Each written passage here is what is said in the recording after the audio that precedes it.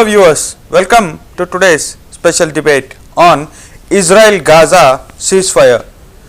It's being said that Donald Trump has taken a major role in this ceasefire, and few specific people are telling it's Joe Biden who is the one who is the reason behind this ceasefire. Let us know the detailing about this ceasefire from our special guest today, one of the senior journalists and one of the prominent analysts of these times, Sri Suresh Kochatel ji. Today we are very honored to have him with us. Namaste Suresh ji, how are you? Namaskar, I'm fine, tell me. Sir, how can we see this ceasefire, sir? Is Donald Trump is the person who is behind this ceasefire, or it's Joe Biden behind the ceasefire? To take opening remark, how can we consider this ceasefire?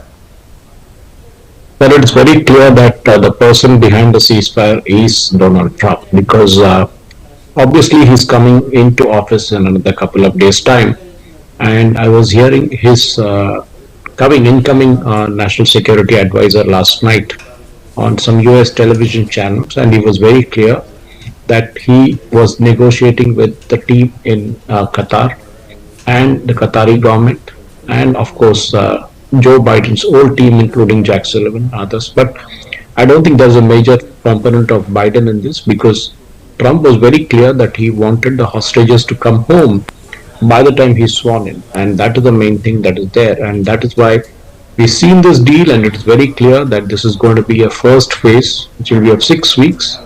See about 32 Israeli hostages being released, but I'm sure once Trump comes in, he will put more pressure to ensure that the remaining hostages are also released.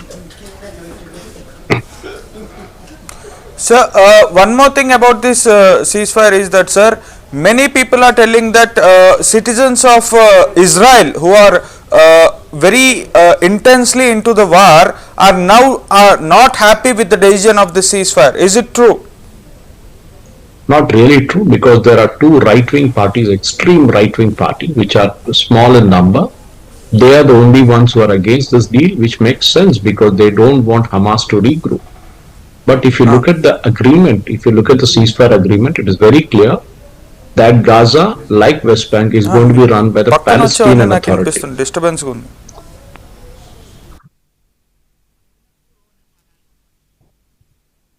Hello. Sir, coming back to the point, sir, we have seen many visuals. People like 300 Israelis are against the ceasefire. It was a propaganda from a few of the people from the leftist lobby. Can we consider this as propaganda which is happening to not accept the ceasefire?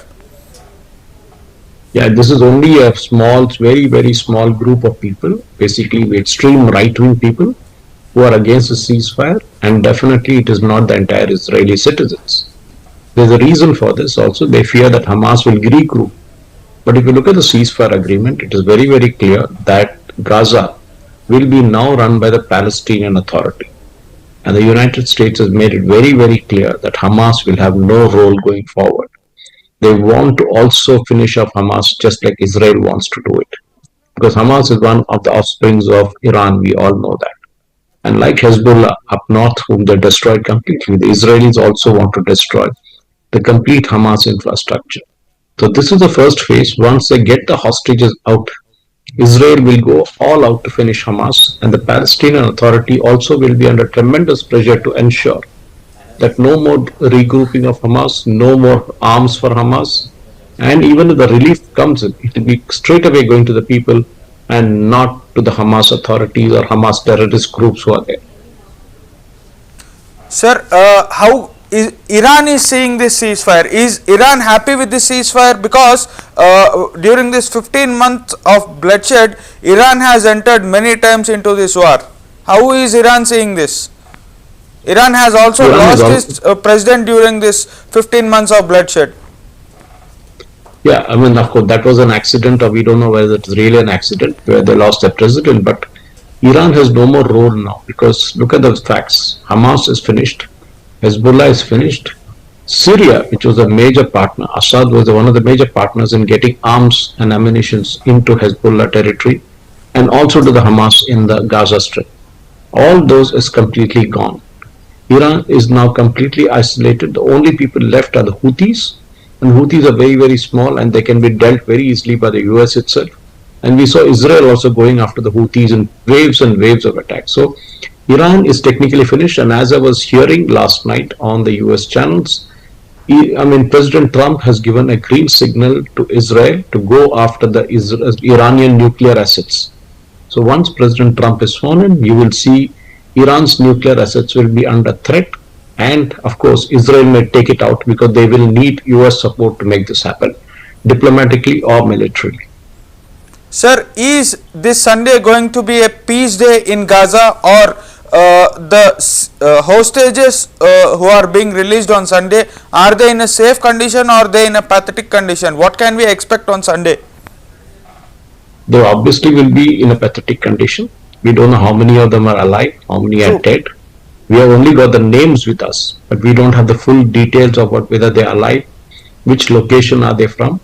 The Israeli intelligence will be deep looking at every satellite imagery that will come out to see where the hostages are being moved out, because that will give an indication as to where the remaining hostages are, because we know there are still about 98 hostages totally. So if you remove 32 from that, we still need to get out about 65 plus hostages out from the Gaza or wherever they have been hidden by the Hamas.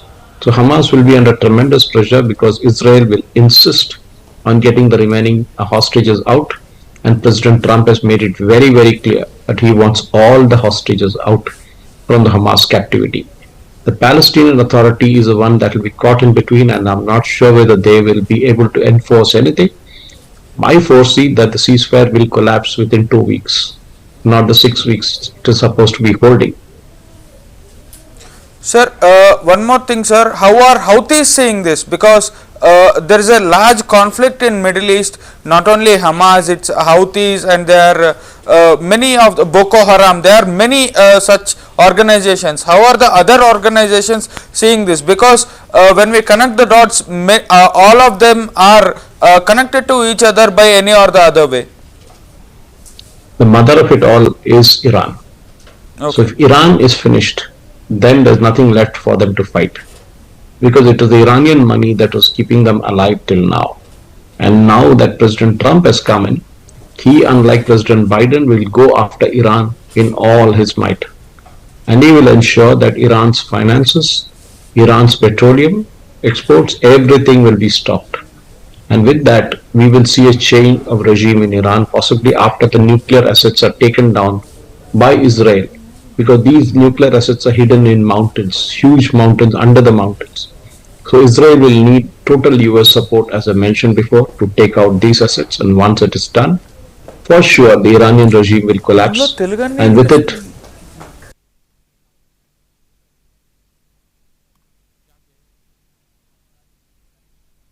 Benjamin Netanyahu, or the before PM of Israel, Naftali Bennett, both of them are belonging to ultra right-wing parties.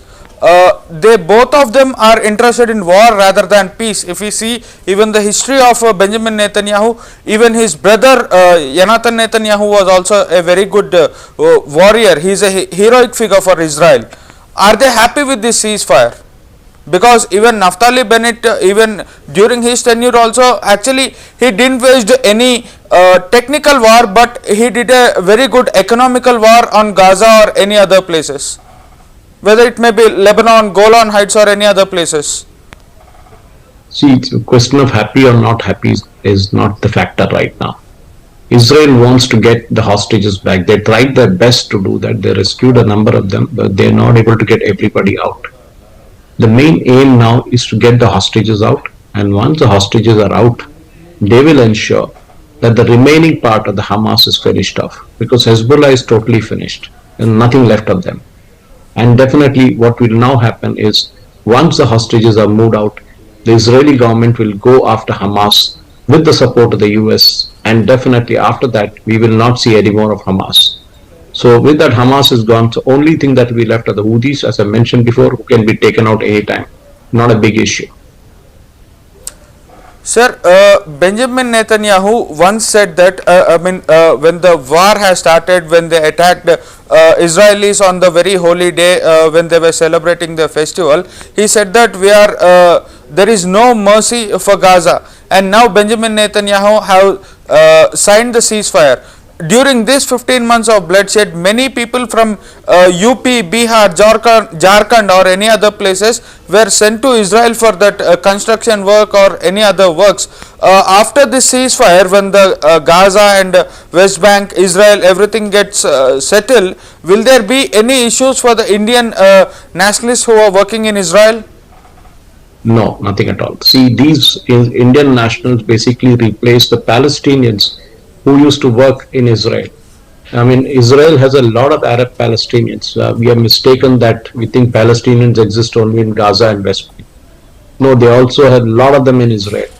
And they were working there, and Israel didn't want to take any risk with them because some of them would have turned out to be suicide bombers or something else, and that is why they didn't want to that. That is reason why Israel got a lot of employees, a lot of workers from India to come and work in the real estate sector, especially there. And there is no threat for the job because they are on long-term contracts, and Israel is having a huge shortage of labor, and they need to ramp up quickly to build their infrastructure. Sir, why Benjamin Netanyahu delayed this ceasefire for 15 months? Because if it's the matter of only hostages, he can do it by any or cost. Because we can see like he can do a surgical strike or he can do anything. Rather than this, he did a very big bombarding, like he demolished an entire city. We can see the many visuals from Gaza. Like how can we see this 15 months of bloodshed, for which purpose or for what cause? Well, it's very clear that why Netanyahu went for a peace accord now. Hamas is on its knees right now. Hamas is finished. Yahya Sinwar is no longer there. Hezbollah has lost its entire leadership, the pager attack and the walkie-talkie attack after that. So there's nothing left for Hamas to fight now. Hamas is now negotiating because they are on their last round. They have no choice because even their main sponsors, Qatar, has backed out. And the Qataris also want a peace deal because the US is putting a huge amount of pressure on Qatar to get Hamas out from their territory, also from the Gaza. They don't want Hamas to be hanging around anywhere nearby. But the problem is the Palestinian Authority, which we all know is an offshoot of the Fatah and also the Palestinian groups under Yasser Arafat. That entire machinery of Palestinian Authority is collapsed. Now the international agencies will have to step in, including Jordan, will have to step in and help stabilize the Palestinian Authority. Otherwise, Hamas will come back. The reason why Netanyahu went for a ceasefire right now is one, because President Trump wanted it. He knew that there's a limit to which he can carry out his operation by getting the hostages out. They did rescue a lot of them, but some of them were brought in dead.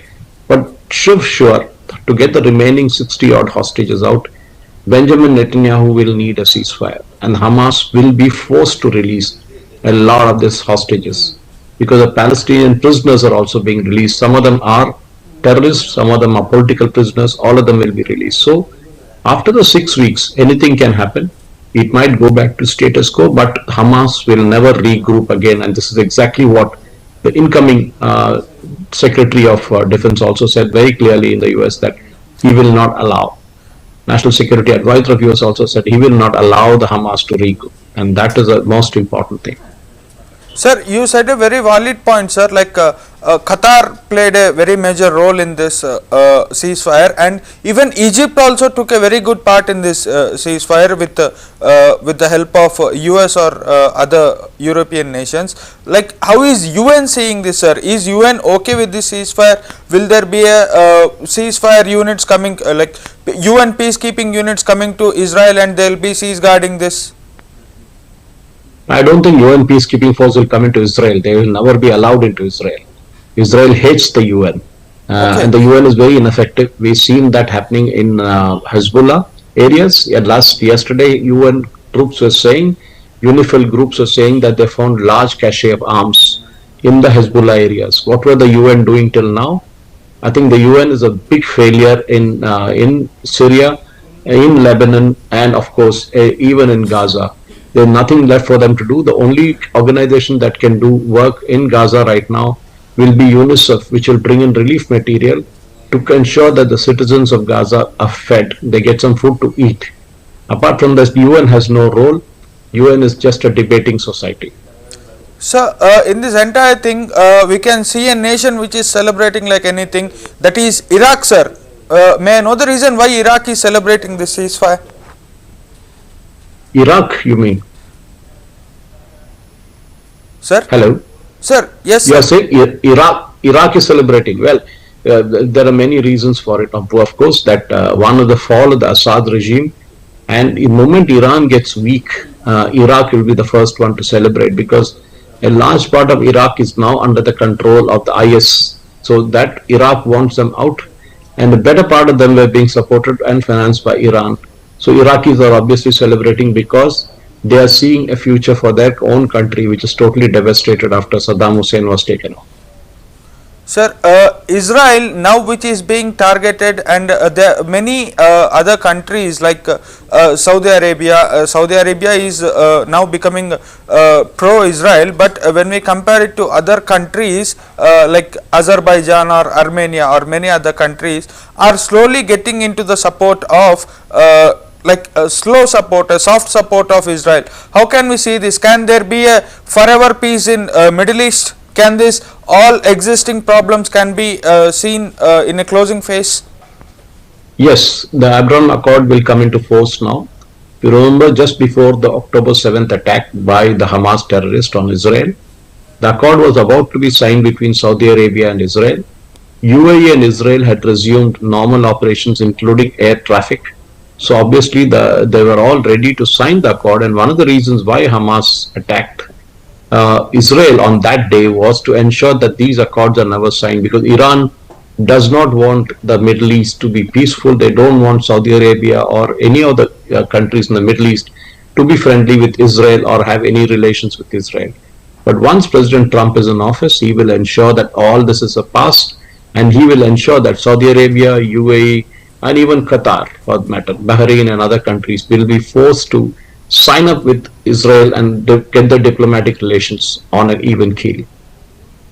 Sir, what will be this ceasefire effect on Lebanon? Because even we saw many such incidents where Lebanon got into action and it stepped back. Lebanon, okay, the Lebanese government is there already. I mean, unlike Gaza, Lebanon, there was a government. But again, like Gaza, the major part of Lebanon is being controlled by, the Hezbollah, which of course is an Iran-backed regime. And they were getting their supplies from Syria. And definitely once Syria collapsed, Lebanon has come back into force. Lebanese government is now insisting Hezbollah is totally finished. We saw Nasrallah and his entire team being taken out. So there's nothing left of Hezbollah right now, which is no firing of rockets, nothing happening.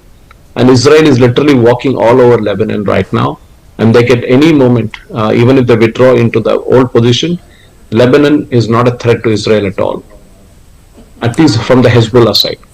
Sir, one more thing, sir.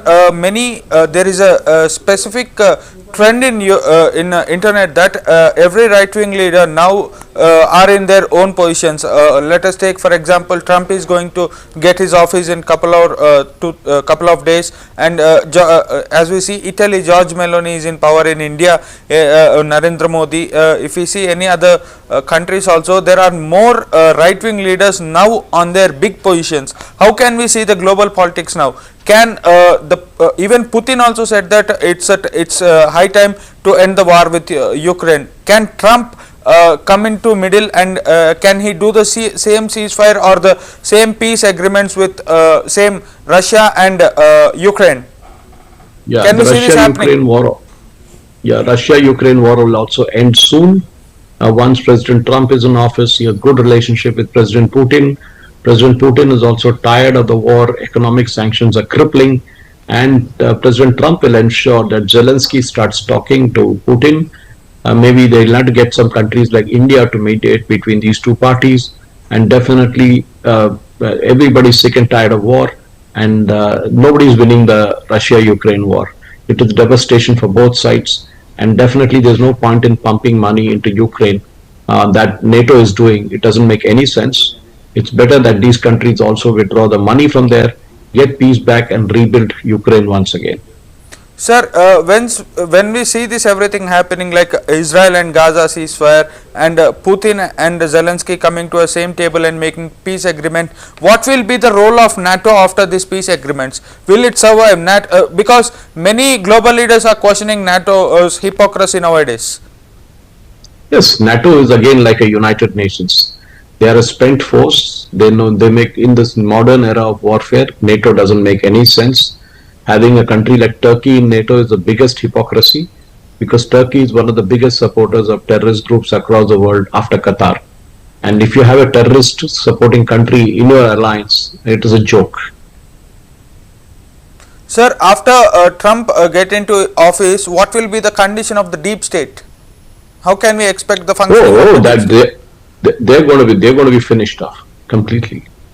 I mean, Sir, that is Kash Patel has made it very clear that they're going to finish off the deep state. We saw Hindenburg shutting down. We saw Meta, including Facebook, making comments that they're removing the censorship from their official policy. There are no more fact checkers after this.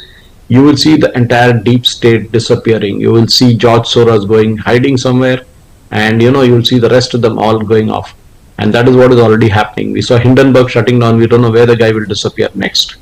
Sir, after the peace agreements in Gaza and hopefully the peace agreements of Putin and Zelensky also, when they come into a proper place, the only problem left in the globe is Bangladesh unrest. How can we see this Bangladesh unrest after this? Well, the Bangladesh issue will be handled less like way India handled Maldives. It Okay. doesn't take much time, okay?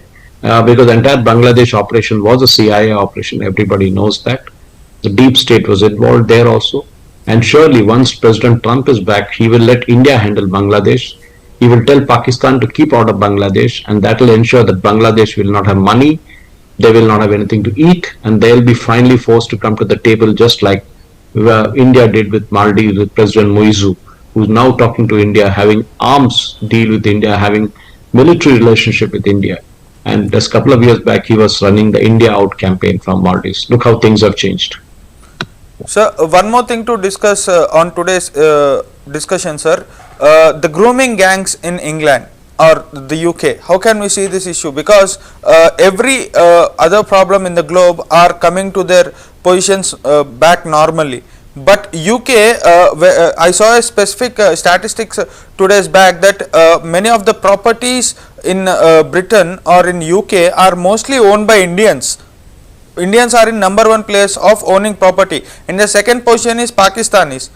Brits are going down day by day. How can we see this grooming gangs issue or this property thing? The grooming gangs issue is a big thing. It's a separate debate by itself. It is not grooming gangs, it's basically rape gangs. And Keir Starmer is now in a very, very weak position. Unless he orders a national inquiry with a legal backing, this issue will not go away.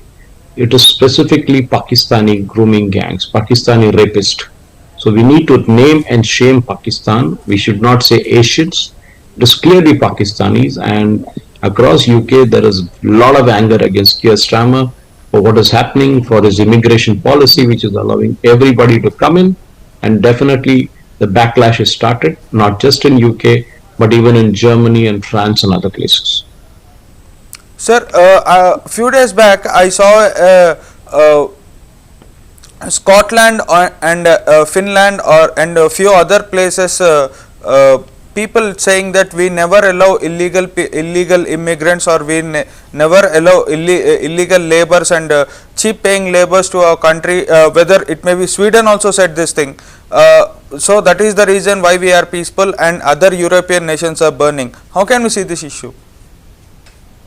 Well, it's very clear, isn't it, that what in UK is going through right now, except for Poland and Hungary, every other country in Europe is suffering because of this illegal immigration, the lopsided policies of the governments there, and definitely time has come. President Trump has made it very sure, very clear. I was just reading New York Times that from Monday onward, there is going to be a huge crackdown on illegal immigrants across United States, which includes a lot of Indians. And yesterday also we saw in the newspaper that many Telugu speaking students are planning to apply for political asylum. I wonder what problem do they have back home to apply for a political asylum. It's just that they want to stay in the United States.